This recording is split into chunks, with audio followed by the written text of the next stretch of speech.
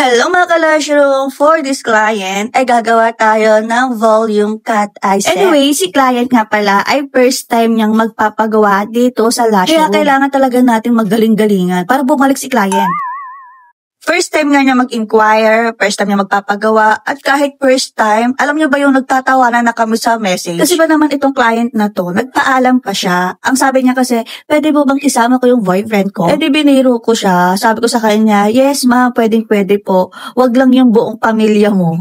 Ayun, doon na nag-start yung tawanan namin. At ito pa yung nakakatawa sa kanya. Nagpabook kasi siya ng 1 p.m. Pero nung dumating siya, wala pang 12 noon. Itong mga client, yung sobra kong na-appreciate talaga dahil nga alam nila yung salitang respeto sa oras ng bawat isa. Kasi kami dito sa Lushroom, naiintindihan namin yung oras ng mga clients namin. Yung tipong nag-a-update sila na Miss Jill, malilate lang ako saglit kasi medyo traffic, hindi ko inaasahan. Hello Miss Jill, medyo malilate ako saglit kasi hindi ako pinauwi agad. Hello Miss Jill, malilate ako saglit kasi mayroong importante lang ako dinaanan, emergency. Yung mga ganun maiintindihan mo pa talaga kapag nag-a-update. At marami na rin kami na-encounter at hindi talaga maiiwasan yung ganung client na mag-i-inquire, tapos magpapabook, tapos inaantay mo na nang dumating, pero ni hi and hello, walang message, tapos ang ending, walang client na pupunta. Ako pa naman yung tipong hindi naghahabol sa kliyente. Pag hindi ka pumunta, okay lang. Pero tatandaan ko yung pangalan mo para hindi na makaulit. Ang dami kong daldal, hindi ko napansin na tapos na pala tayo sa ating ginagawa. So, ito na yung outcome ng volume cut eye. Lahat ng ginamit ko sa video ito, ilalagay ko sa comment yung link kung saan mo pwedeng mabili. Mamimigay ulit ako ng Lush Kit sa mga sisipag nating followers. So, yun lang. Thank you for watching. Bye!